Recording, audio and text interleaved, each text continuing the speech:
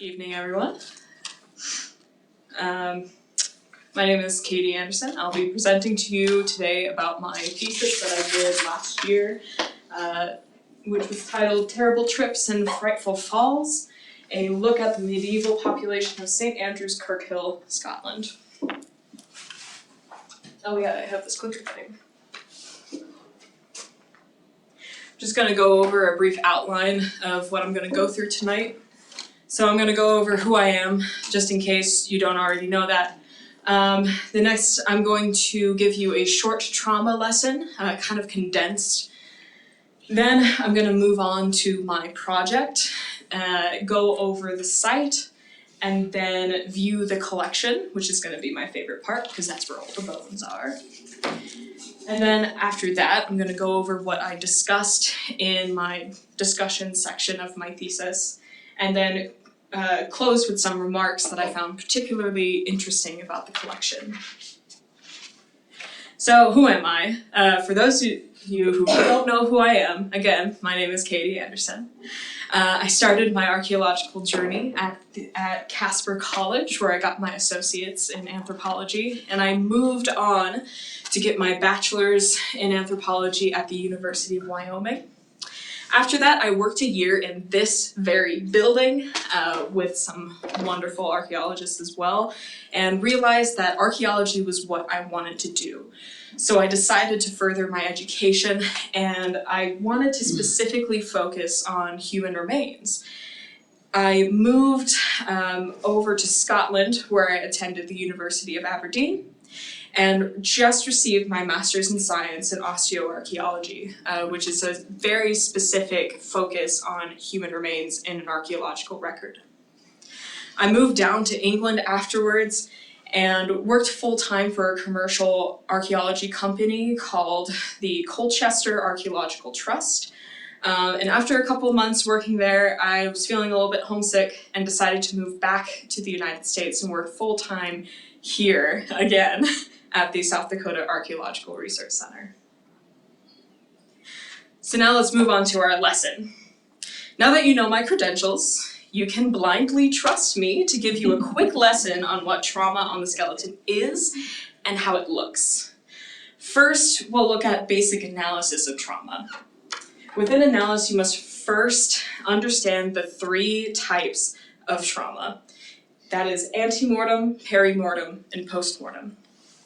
Starting with antemortem, this type of trauma is healed bone identifiable by new bone growth that surrounds the broken pieces. This type of trauma is often an indicator of survival after a harmful injury. You couldn't see it. The next form is perimortem. This type of trauma is sustained at or around the time of death. It is represented by its clean edges from breaks or cuts.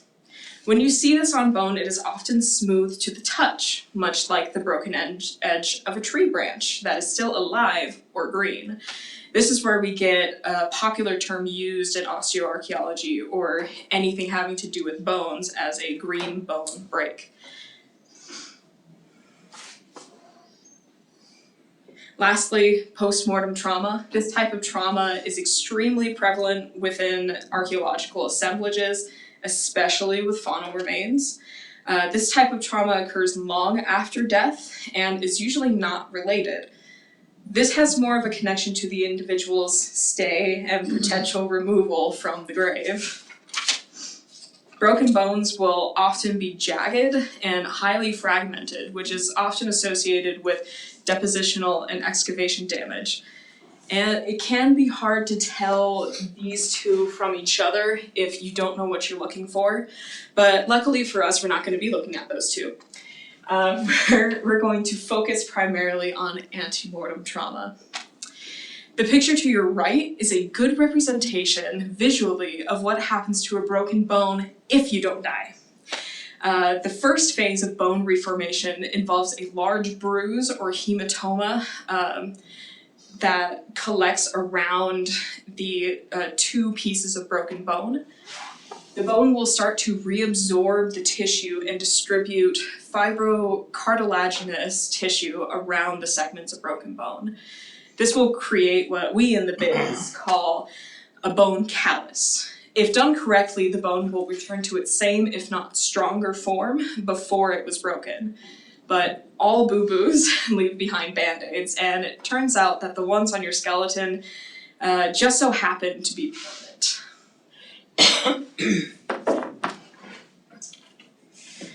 There are many different ways to get your Band-Aid, and these are examined as mechanisms of trauma. It's important to note that your bones are not always at risk of fully breaking as they go through micro damage throughout your lifetime. Within the world of trauma, there is a point where tiny becomes big, and it's due to physics. When a force is delivered, remodeling of the bone almost immediately takes place. And looking at the type of force can tell you why it went from, oh, that hurt a little, to please call a hospital. So with this, we focus on the mechanisms of trauma. And this picture right here is a good representation of different forces being sent to a stationary bone. I got this picture from one of my favorite zooarchaeology books. If you want to look it up, it's the Gifford Gonzalez book, An Introduction to Zooarchaeology. It's very useful. I'm going to go through the mechanisms with you now. We focus on the following: tension, compression, twisting, bending, and shearing. Starting with tension, this is when something is being pulled or stretched away from its stationary location. Most of the time, the bone is not removed from bone, but rather from tendons and ligaments. Most common injuries associated with this are dislocations. Compression. Now, compression is delivered both above and below the bone. The bone can collapse in on itself. And the most common group of skeletal elements that we see compression impact is the spine. Although we do see it on skulls when it comes to blunt force trauma, or basically being whacked in the head. Next one is twisting. It's also called torsion. In a result of a strong jerk to one end of the bone, it causes the other to basically go in the direction of the force. So it's going really cool to look at in action.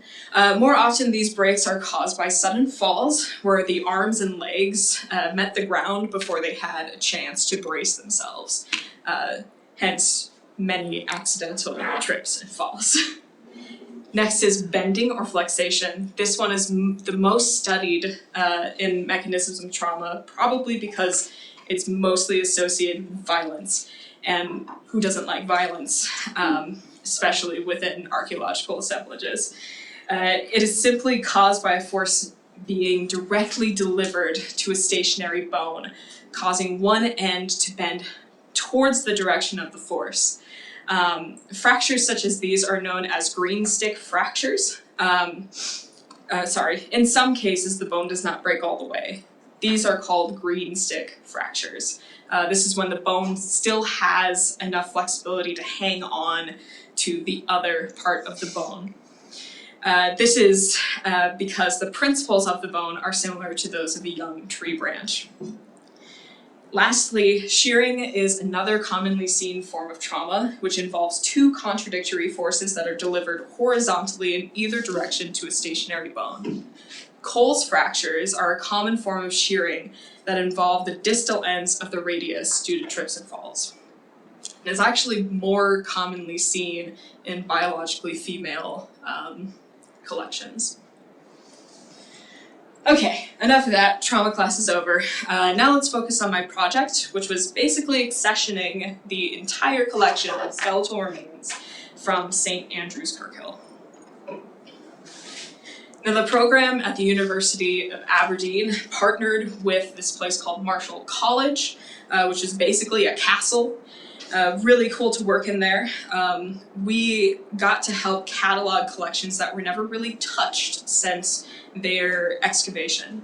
The St. Andrews collection was one of those. Before I was able to come up with a research question, I was assigned the collection to find any form of trauma representation. Why? because I wanted to look at trauma. That's why I was there. I went through over 130 boxes containing disarticulated human and faunal remains. The human remains within the collection had a wide range of ages, from neonatal or fetal to elderly. From those 130 boxes, an MNI, or minimum number of individuals, of at least 300 were within the collection. This was pretty hard to calculate because some of the remains varied from very poor, extremely fragmented, to excellent condition, or as if they were freshly dead, which they weren't. Though the process of going through the process of going through the boxes, I was able to record and dictate the elements examined on an Excel sheet. Sometimes I both literally and figuratively was digging for the information, as some of the papers from the original excavations would be buried under other boxes of paperwork, and even some bones would be in old plastic bags filled with dirt from the site, which is something you see very often in collections. After going through all the boxes, I was able to narrow down simple research questions like, what does the trauma look like in the collection? What could be the causes of trauma in this population? And was the trauma accidental or violent in origin? With these questions, I found myself preparing to write about a site that had not been discussed or seen for over 40 years. I had also intended to create at least one reference for future researchers to use if they were to look at this collection. It would be better than the two I had to work from. Now moving on to the site. To create some sort of foundation for this research, we must first understand the site and understand its people. Excavations were held in the 1980s, early 1990s, and early 2000s, mostly for building expansion, I believe of a library that was going to go in this area here. Not only that, but some of the skeletons were starting to erode out of a rock wall here, and that would have been bad because this was the main location of the cemetery where all of the skeletons were excavated. And if I remember correctly, most medieval folks didn't really know how to swim, so that would have been really bad. The picture to your left is the current layout of St. Andrews, and the main location is zoomed in at the bottom, right here. There were 4 different phases of the excavation. Phase 2, I don't know where it is. It never explained it. But right here we have the main cemetery, which is phase 1, a little bit off the chunk of the St. Mary's Church, phase 3. Phase 5, and I believe that's maybe 6. Yeah. But again, I had very little information to go off of, so I was guessing that most of my assemblage was coming from phase 1, but I'm not entirely sure, even to this day. Now, if you want to, you can scan the QR code at the top. It'll send you to a Google Maps location of where I was. So it'll give you a really good idea of just how close to the ocean I was. That, and you can play a little game where you can try to figure out where was Katie standing.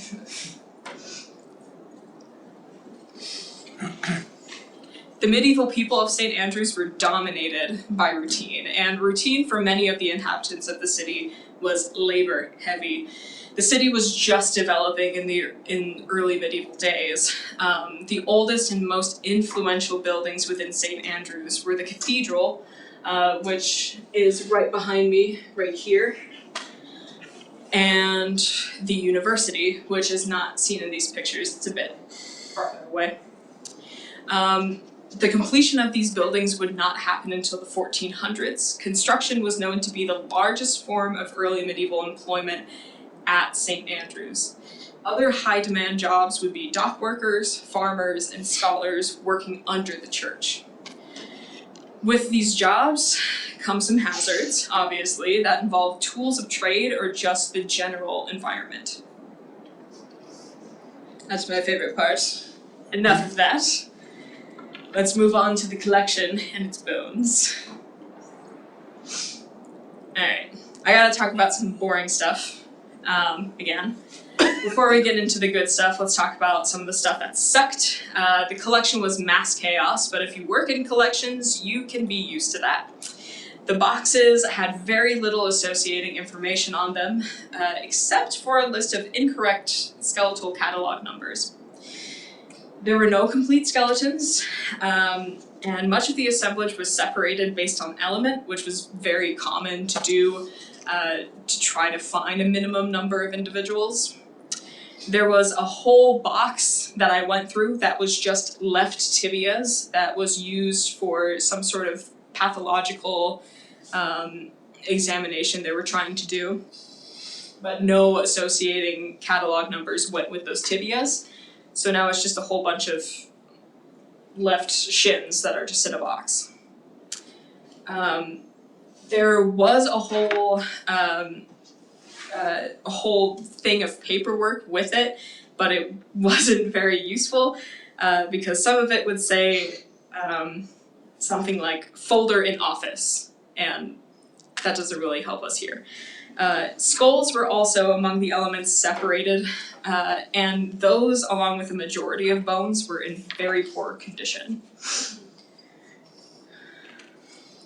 I looked over 220 individuals, and all of these individuals did have long bones, or some kind of long bone.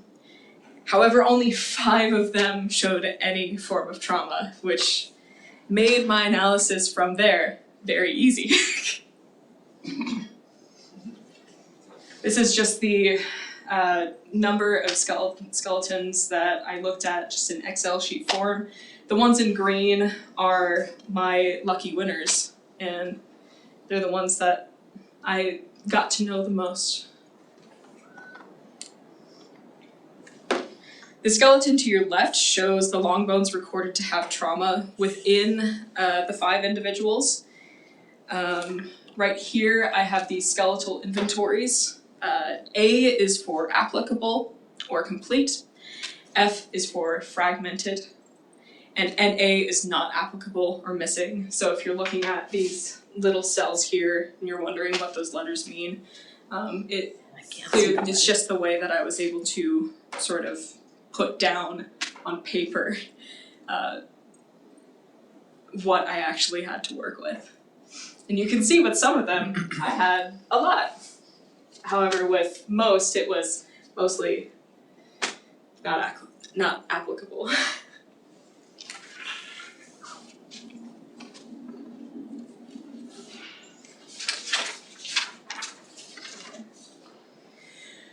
After going through that, I collected more trauma-specific data.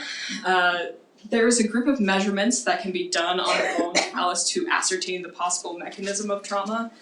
My advisor and lecturer shortens it to Lara, like Lara Croft. And these measurements are known as length, apposition, rotation, and angulation. You can see this being used right over here to the very right, my data recording sheet. Now for the moment, now I think we're ready to see some human remains, right? Let's see just how messed up these bones are. I would like to play another game called Spot the Trauma to see if you can use your new trauma identification skills. But first, an ethical warning. The following slides will contain photos of real human remains. You've been warned.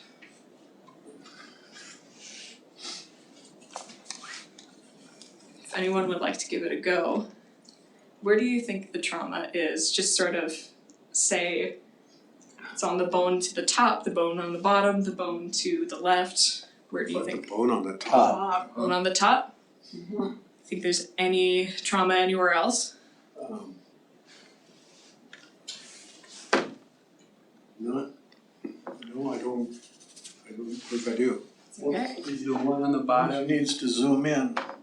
that's one, like bottom That could be. right on its left side, kind of where it's supposed to articulate, is that an ulna or? This one? Or this one? Yeah, that Right one. in there. Yeah, this is the ulna. Yeah. Yeah. I think that it looks kind of messed up where Yeah, it does. And you're correct, it does look messed up. Both of these bones, actually, the ulna and the radius. This is SK003. These were amongst some of the only good bones that I had to look at in my collection. And as soon as I saw these, you better believe I was clicking my heels with joy because I actually found, something worthwhile in the collection. These bones are likely from a female individual aged 44 to 50 plus years. This individual sustained what appears to be compression type fracture to the left ulna and radius. That would be right here. And if you could draw a dotted line that can actually outline how that bone broke. You can put a line right through here. And that is a characteristic of compression type fracture. The fracture across the two elements goes in a linear direction downwards towards the hand. The callus of the radius, in comparison to the callus of the ulna, which is probably why you didn't pick it up, is very small compared to our radius here. The ulna only appears to have a small callus on the medial view, or that's the inside view of the bone, and the formation of the fracture may have been a result of the arm supporting the weight of the body after a fall. So that would be like someone trips, falls, and the compression surprising the body basically breaks this part of your forearm.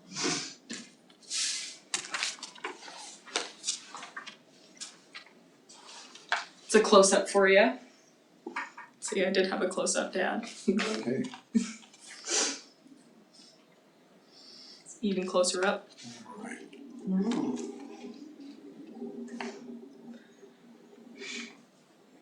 Here's the next one. This one's very tricky.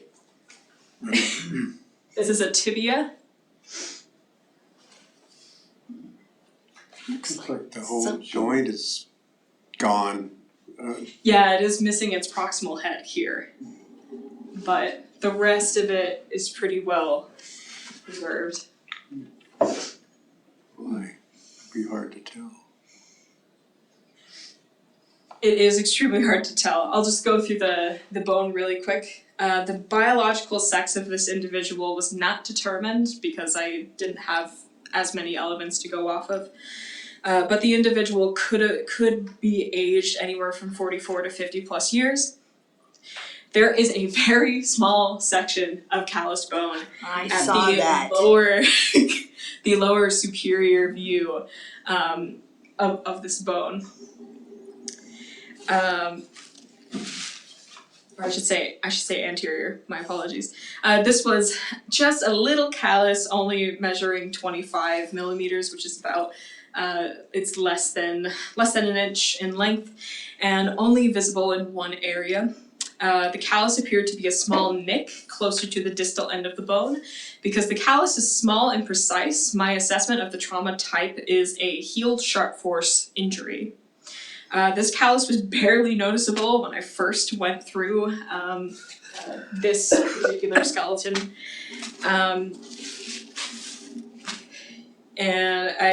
Which is why I believed, I didn't believe it had anything at first, but at looking at it again, I noticed that really small nick.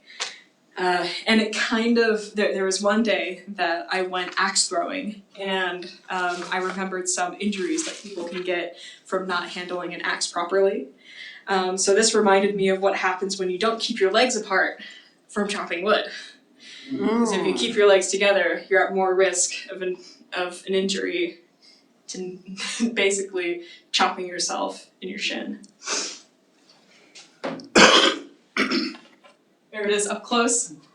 It's really hard to see. I can see it.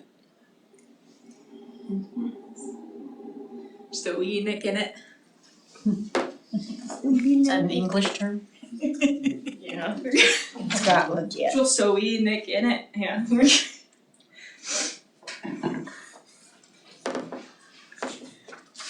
Okay. Here's the next one. This is a radius.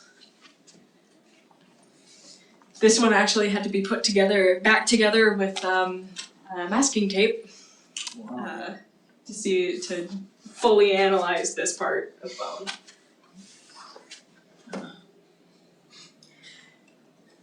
Was that a cause of death, situation, or just through the handling and digging up the bone, it was damaged, the break? This was due to excavation damage, because you can usually tell something between like perimortem or postmortem based off of the color that it gives off. If it's the same color, then that's more associated. If it's the same color as this bone, then it's more associated with perimortem trauma. But this was all dry and lighter colored bone.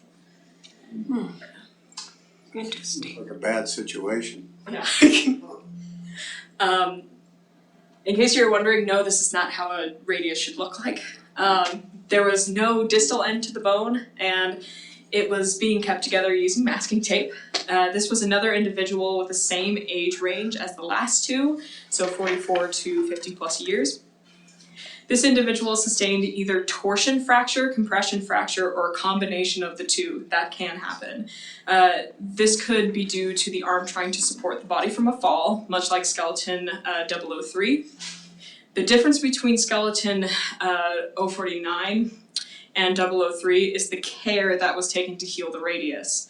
While 003 took care of keeping the bone at the same relative angle, it appears that skeleton 049 focused mostly on aligning the bone together but not correcting the rotation. So basically this entire segment of the radius was rotated, I believe, up to 50 degrees. So that's almost like the other direction, which would definitely impact life afterwards.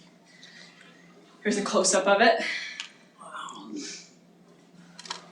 You can kind of see it right down here where it looks like it's kind of rotating a little bit. That one was really cool. I like that one. Good grief. There's a fold, that's the other side. Wow. You can definitely see it now.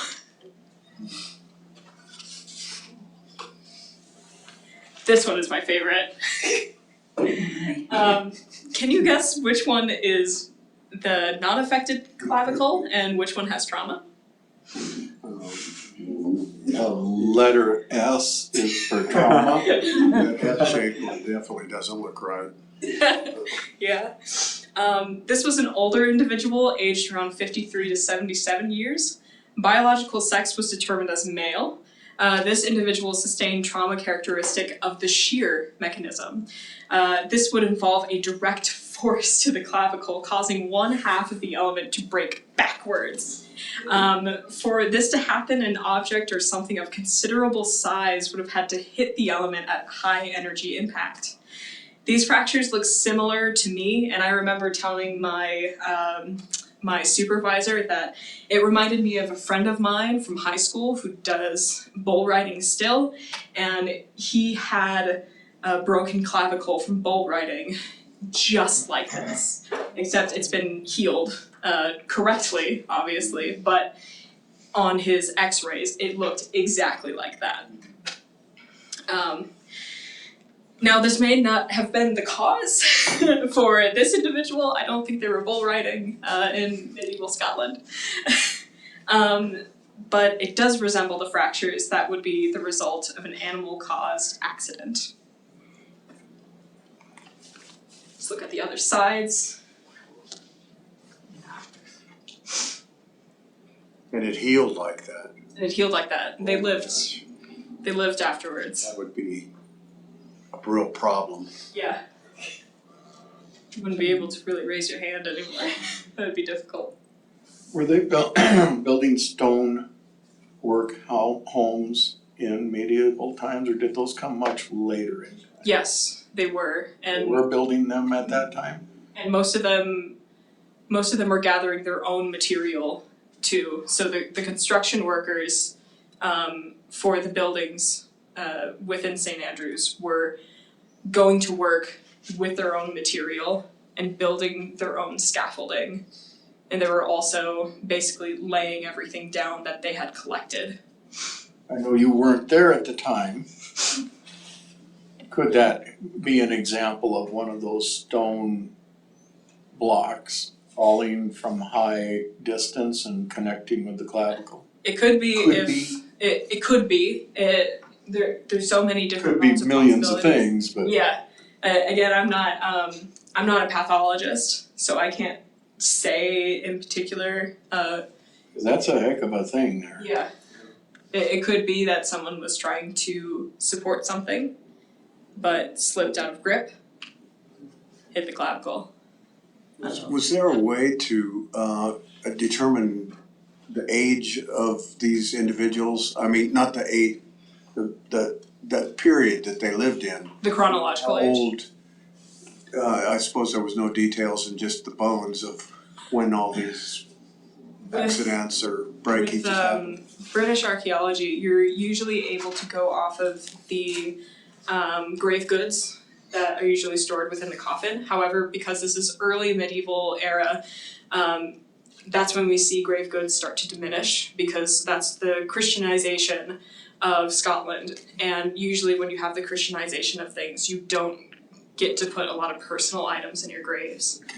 So we're able to also go off of coffinware as well, and we had basically all the stones and stuff that were put in the cemetery to date some of these individuals. So they were several hundred years old. Yes, yeah, at least Wow. I can't really think of the number.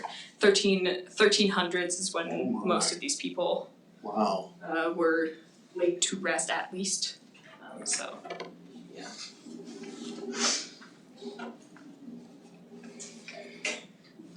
As you can see, it is a bit on the wonk. Another British term that I used, I like on the wonk.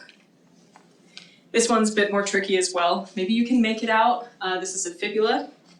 Everyone's least favorite bone. I kind of like it though. It's like a snake. My goodness. It is kind of tricky. The fibula is missing its proximal end, which would be right up here. Right down here would basically be where your ankle is.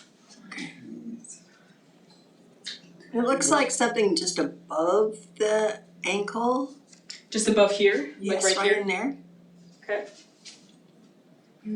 And then maybe towards the other end. Right back in here. Right in there, there's thickening. Right to the center. Yeah.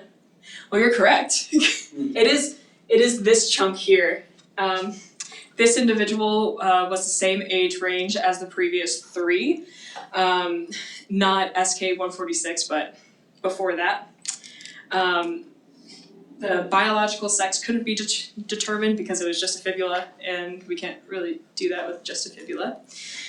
The individual sustained some form of green stick fracture to the middle of the shaft of the bone, and that's right here. The fibula fractures are most often caused by a direct force to the bone, meaning something may have hit the leg from the side. So it may have gone like that. It's a close-up view. And you can kind of tell where the bone doesn't really break. It kind of stays smooth, but all of this is the callus right up here. Kicked by a horse. Maybe. That's on the other side.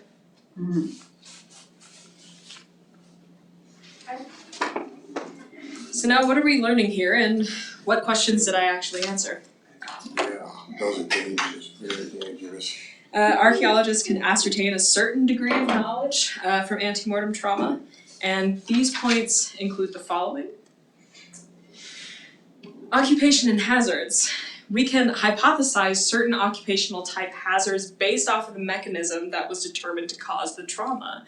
I compared this collection's antemortem trauma with those of 3 different sites and found that injuries sustained on my 5 individuals were all similar to those of accidental trips and falls, hence the name of my thesis.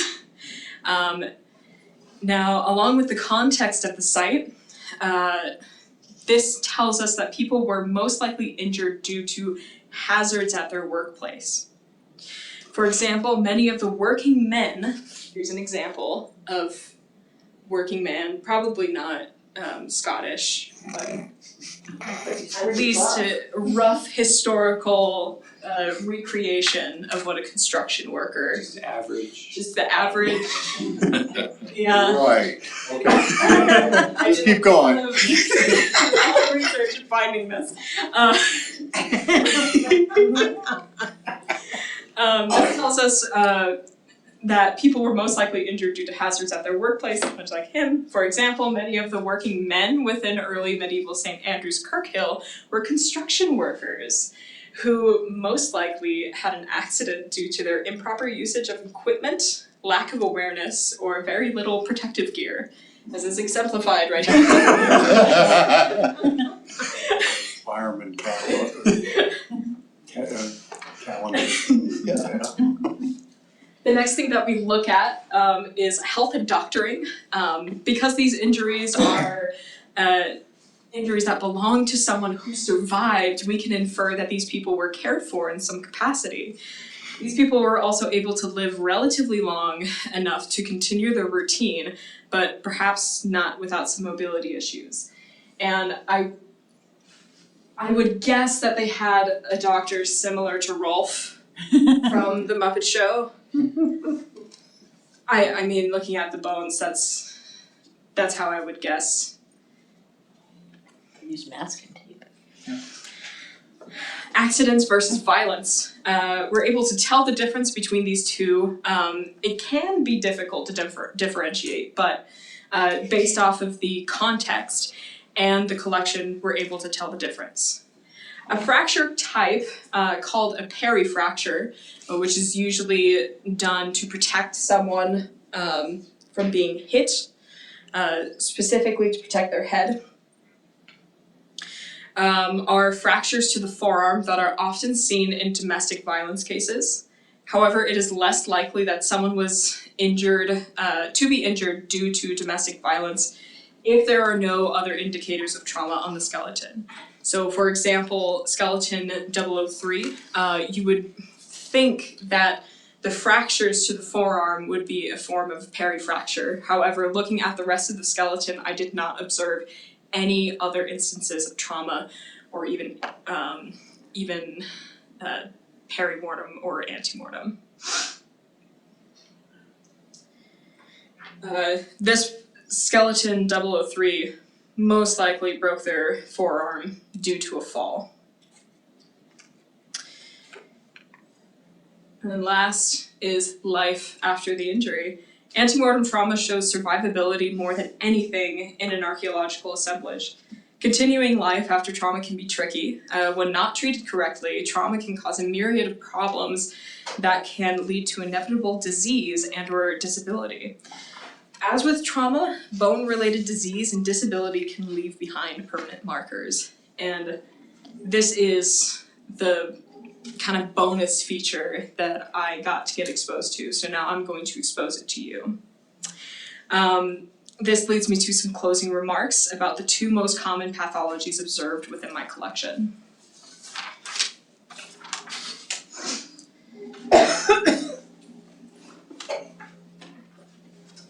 Here is trauma-related trouble.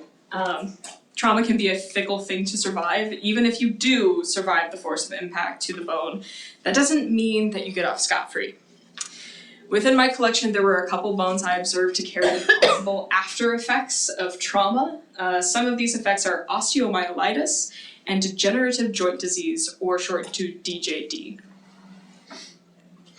Osteomyelitis, just be warned, this one is gross. This one is the inflammation of bone due to an infection after a break. It leads to an eruption of pus from the bone to the outside of your body. If you're having trouble visualizing that, good for you. I got to visualize it, and it was not fun. DJD, degenerative joint disease. This occurs when diminished cartilage, once abundant in your synovial joints, is gone. The bone tries to compensate for this by creating more bone in its place, much like the pesky gallbladder and its stones. However, it's not just creating new bone from nothing, it does diminish the bone on joint surfaces. Now time for some more pictures. Brace yourselves. This is osteoarchaeological. Right here is a cloaca where the pus would have erupted from. The bone tries to basically heal itself around the cloaca, which is why you see this huge callus around this bone here. This is of an aged 5 to 6 year old. Osteomyelitis is actually pretty much riddled throughout the body, mostly throughout the tibia, which is right down here. It's a considerably large bone callus trying to grow around that cloaca. However, osteomyelitis was observed in the radius and ulna, the humerus, I believe this humerus as well, but surprisingly not the femurs. Which is like, what's going on there? And this one is probably the worst example of osteomyelitis, but I thought it was pretty cool. You can see all of the different openings where pus may have come out of. And osteomyelitis is treated today with antibiotics, so we don't have to worry about it anymore. Just make sure if you do break your bone, definitely go to the hospital, because this could be you. Degenerative joint disease. This is something I think we all get to look forward to, especially those of us who work with our hands or basically do any sort of physical labor continuously. You can see right around here, this is extra bone growth. This is because most of the cartilage is diminished, and it's causing the bone to rub up against another bone. We do in DJD see pitting on surfaces of bone, and that's usually where bone is being pulled away or basically reabsorbed to create more bone. This one, back to our SK003. This ulna here, usually you don't see a hole in an ulna. This is also most likely due to some form of degenerative joint disease. And you can also see the growing bone around the articulated surface. That one was really cool. You could look through it. Yep. Something we all have to look forward to. So in conclusion, hopefully today we've learned how trauma forms and why, and along those words, specifically within the mechanics and the physics. And hopefully we've also learned just a little bit about the lives of medieval St. Andrew's Kirkhill, their occupational hazards, their medical care, and even their life after trauma, just through this collection. Here are some key things to take away. Trauma response in particular, how bones can break and how they heal themselves. Medieval life in general, how people of medieval Scotland cared for their injured. Life after trauma, afflictions due to trauma or accelerated by trauma, the last two things we looked at. And then finally ask yourself, if you're an archaeologist out in the field, how can I use this knowledge with faunal remains? How can I relate the knowledge that I got from this trauma-specific presentation with the remains that I see out in the field. And that's it. Any questions? Yes. Did you try to age all the individuals? Yes. Did you have a large number, around 50? I had 220. That's extraordinary, Yes. given annual lifespan in mainland Europe during the Little Ice Age was 25 to 30. So Yeah. that's quite A extraordinary. lot of them were living late lives as well. So a lot of them lived into their 70s and 80s, which really says something about St. Andrews as a community itself as well, because people aren't just dropping off at like 25. So yes. Would they be working to an older age? So were people at an old age working and not retiring? Yes, because within their culture, especially around early medieval times, they were getting into this Christian way of life, and if you were a Christian, you had to have your life basically based around this routine. Not saying that it's bad to have your life based around routine, but it's just something that kept you going on until 70, 80 years old.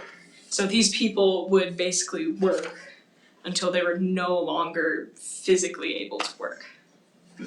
Just to, and it's kind of like as the saying goes, we try to keep active Yeah. in an old age, because if you just stop, stillness is death. Yep. And you just kind of fade away. Yeah. It seems like them, stones, walls, doing whatever manual labor they did, kind of allowed them to live to an older age, it kind of seems. Yeah. It's I feel like I would want to be 90 years old and still digging. Just like if you guys know Glenn Anderson, like I would aspire to do that, to be in my 90s and still dig. So yes. Where are all the children in this cemetery? All the children were located, good question, were located outside of the church, specifically around the grounds of the church, which is very common with medieval populations. I did not look at the neonatal or juvenile collections. I specifically focused on adults, because if I did focus on everyone, I would not be here. I would have to still be over there looking at the collection. The individual, the 5-year-old individual, was a side project that I had to do. However, this individual was from a different cemetery, but around the same chronological age in Scotland. So, yeah. Did diet have anything to do with, were these people inland, or did they have, marine mammal food, fish and all, or did diet have any effect on their longevity and? Diet was another culturally controlled thing and religious controlled thing as well. Fish was commonly eaten, mostly for religious purposes. They did, their diet was fish heavy, Yeah. but I wouldn't say that would, be a factor within their longevity. Because there's just not enough evidence within the collection to say that their consumption of fish would relate to why they were able to live to such old ages even after traumatic injuries. I think they did have other meats like mutton. I think mutton was the most common after fish. Cattle as well. Not as much though. So, yeah. Yes. Is there an estimate of size of the associated settlement, Size of the associated like population Oh yeah. size? Is it St. Andrews Kirkhill? Is it, Yeah, St. Andrew's Kirkhill. It's actually the same. No, it was around 1,000 or so individuals within early medieval That St. were Andrews living in this community? that were living. Yes. However, they did get because it was a religious, basically pilgrimage site. They would get people coming in and out of St. Andrews often, who either would work for the cathedral or for the church. I think even at one point, the King of England came and saw the place, and now I think the population is upwards like 4,000 or something. Okay. But it's still, now it's like the golf capital of the world. But then it was, yeah. Do you have like counts of how many, the age of skeletons, in terms of like the individuals that passed away that produced the skeletons? 10-year breakdown, can you give me a sense of that? Like how many were 0 to 10 in age, how many were 10 to 20, 30, 40? Yeah, I can try to, yeah, I would say maybe less than 10% were neonatal or fetal bones. I'd say a good, like 10 to 15% were children, and say around over 80% may have been adults to elders. So that. Yeah, and they're associated with this, I mean, more the community than the cathedral, or are they They're more, presumably like it's kind of a religious? mixture of the two. But most likely the people within the cemetery would have been more related to the community.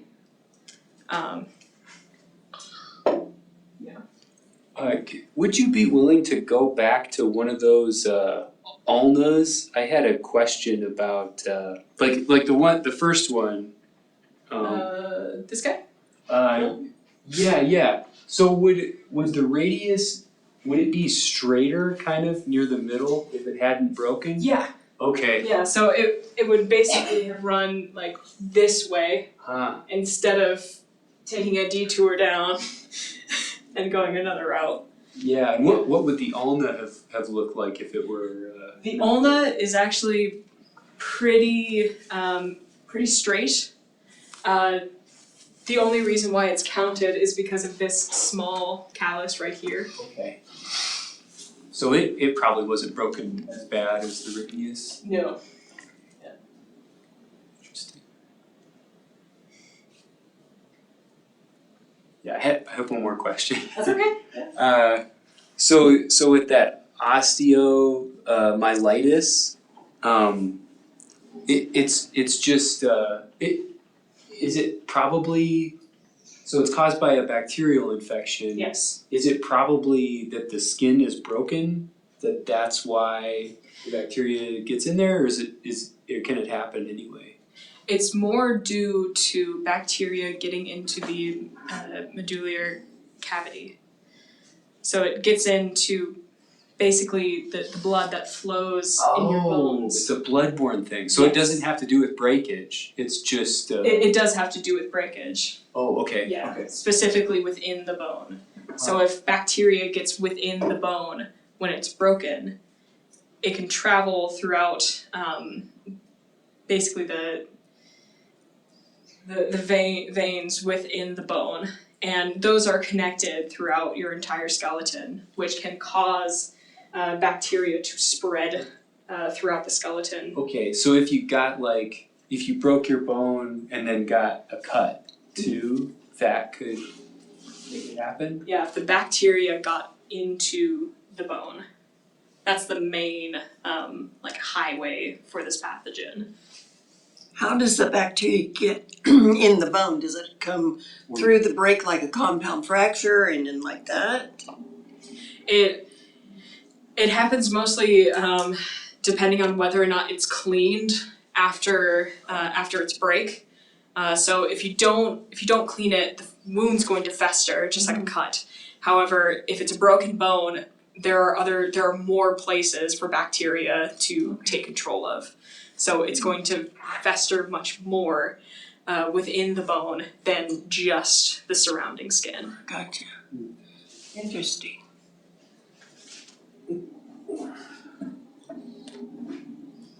Yeah, thank you so much, that was excellent.